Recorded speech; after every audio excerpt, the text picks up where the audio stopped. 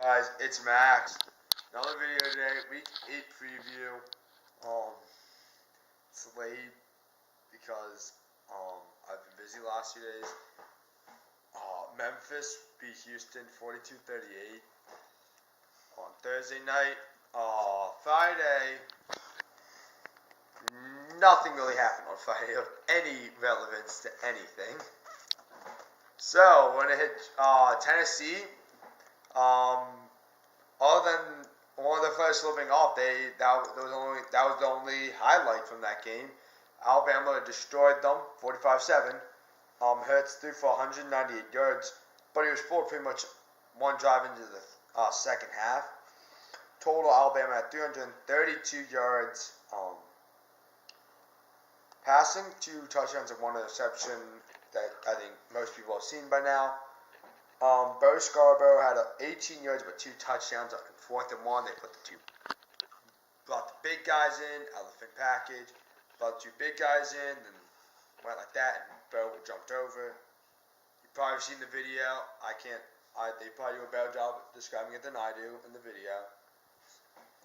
Damian Harris, 72 yards, 1 touchdown. Bama total had 272 yards and 4 touchdowns. Rushing, Ridley had 80 yards.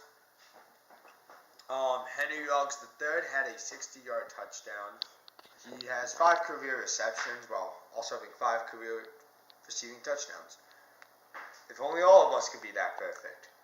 Irv Smith Jr. had 3 catches for 60 yards and a touchdown. Tennessee, they only had 64 rushing, and Gattano had 44 yards and 2 interceptions. 1 interception, sorry, I can't write. Penn State versus Michigan. Penn State got the revenge. It was 42-13. Barkley had 108 yards rushing, 2 touchdowns, and 53 receiving yards, it looks like, because I can't read my own handwriting. And he had 1 touchdown. TCU, Kansas. 43-0 TCU. I think we can all tell. Can you hear out a game there? Kansas, 44 straight road loss to tie an NCAA record. Kansas also had 21 total yards, which I think breaks the record for lowest in a game, if I'm correct. Wisconsin beat Maryland 38-13. Wisconsin's pretty much barging their way through the Big Ten West. Yeah, Big Ten West. And pretty much is in line to play either, at this point, Penn State or Ohio State for the Big Ten. Miami beat Syracuse 27-19. Mark M. Rozier had 344 yards passing. Oklahoma narrowly escaped Kansas State. Took a last-minute touchdown to win the game for them.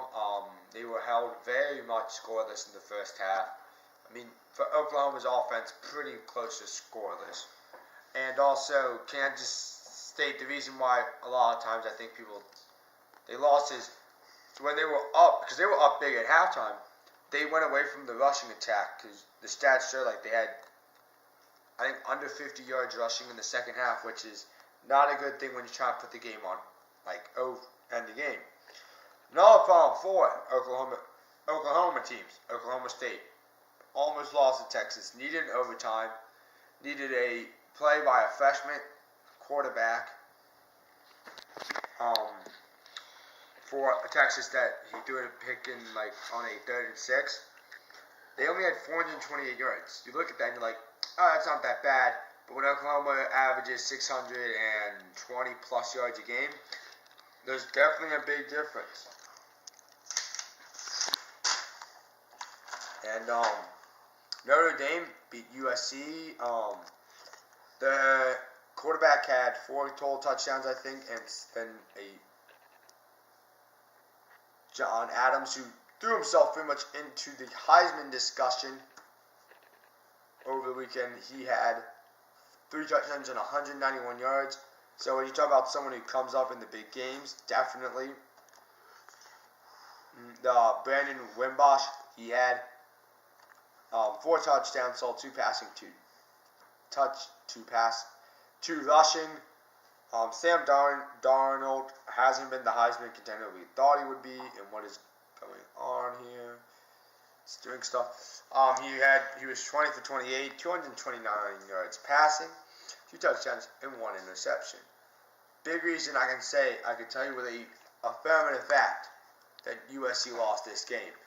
The leading rusher at 32 yards. Philip, what are you doing? Oh, honey.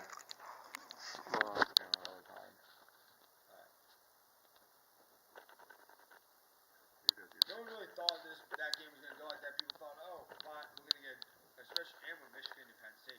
People thought, oh, we're going to get a good game between ranked teams. That, for some reason, hasn't actually happened this year. We haven't had, ranked teams actually play well against each other. Bama just destroyed FSU. Penn State just destroyed Michigan. Michigan also is not doing well. GCU and Oklahoma State, I think that wasn't close. I think, if I'm correct. And then Notre Dame and USC. How is USC still ranked at this point? They have 2 losses. Oh yeah, never mind. Now I forgot. That's their second loss. Virginia beat UNC 59-7. Can't win a game, can they? No, UNC 2 years ago they were playing for the ACC. I don't know really what happened, but in 2 years it just shows you winning your division in the ACC. Now you're in the bottom 10. Colorado beat Washington State.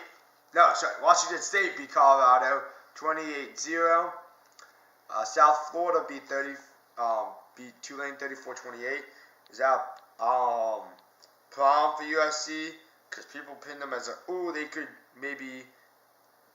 to be the group of 5. But if you barely can get behind by Tulane, shows me a problem. And Indiana lost to Michigan State 17-9 in a game just how Tom Izzo likes them. Defense. Navy lost to UCF, who 2 years ago, on the flip side of the UNC thing, 2 years ago did not get a win. They were 0-12, and now they made the 6-0 currently, 7-0, with a chance. 1, they're already going to a bowl. 2, they're having a chance at the Group 5 bid. If they can get by South Florida, and then Memphis should be so. Memphis, who is ranked this week, was not ranked last week, but they are ranked this week. West Virginia, Auburn beat Arkansas 52-20. Auburn is staying in the hunt for SEC. They're a fringe playoff with 2 losses because they still have the Georgia and Alabama game, and then most likely either another Georgia game. If they, let's just say they win out, you would get Georgia, Alabama, Georgia in a 3-week stretch. Very big. I mean, it would be hard to argue, especially the way the season's going, that you wouldn't take them because they beat Georgia twice. They beat Alabama, and one of the losses was to Clemson, and the other one was LSU. West Virginia beat Baylor 38-36. Will Guy had 375 yards. He's been playing great recently, unlike he was at Florida. Just the opposite of Tim Tebow. Tim Tebow, great at Florida, not great anywhere else. LSU beat Ole Miss 40-24. God, Ole Miss, another story about a team that was really good 2 years ago, and now can't win a game to save their life. Darius Geis, 276 yards. He is the only SEC player with 3 games over 250 yards. And the SEC's had and just in recent memory, Derrick Henry, Mark Ingram, Leonard Fournette. It was Nick Chubb, and in past history, Herschel Walker. Huge names have come out of that conference in the running back position. So you're saying it's just amazing that there's only 3. But also I think now with the explosion of just that one back who takes 30 carries a game, in most cases, you had that. well, that's actually becoming less and less. The explosion at one point when the guy taking 30 carries a game, that happening.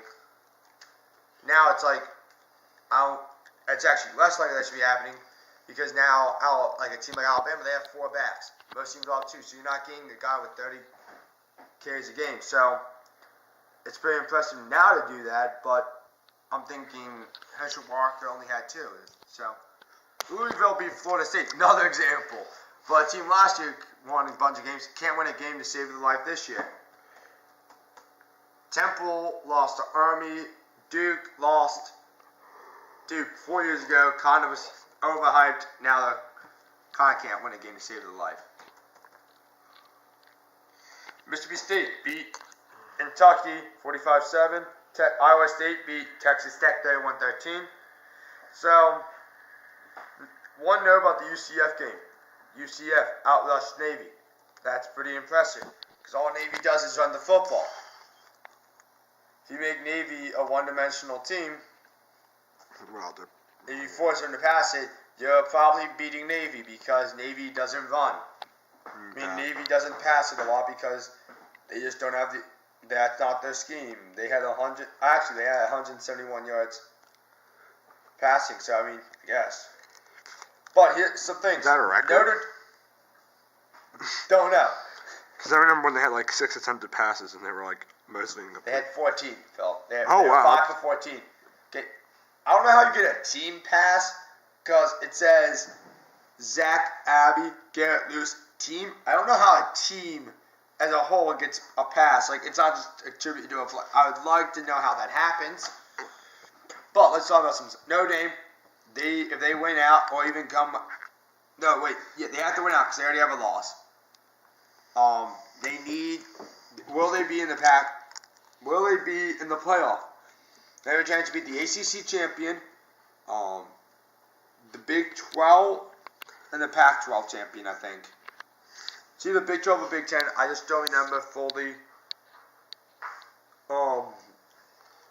Colorado last year, were they a fluke? They win. Phil, I'm out. I think I'm out of frame. God, cheap camera people. Last year, was Colorado a fluke? Because they were really good last year, now they're not as good.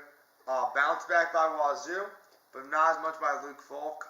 He did not have like a big game like everyone was probably hoping he was going to have after the embarrassment he had versus Cal. Michigan State, close call.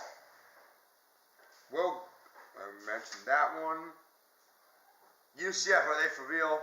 I mean, like, it's not, you can't always take it for that because they are also in a weaker conference. They played Navy. Oh, well, they beat Memphis. They were going to play Georgia Tech, but that got canceled. They still have UCF, and then whoever should be in. Not know fully. Stuff is going on. What is my computer screwing me over at this point? But that's all. Thank you for watching. Please like, subscribe, and share this video, and see you for the next video.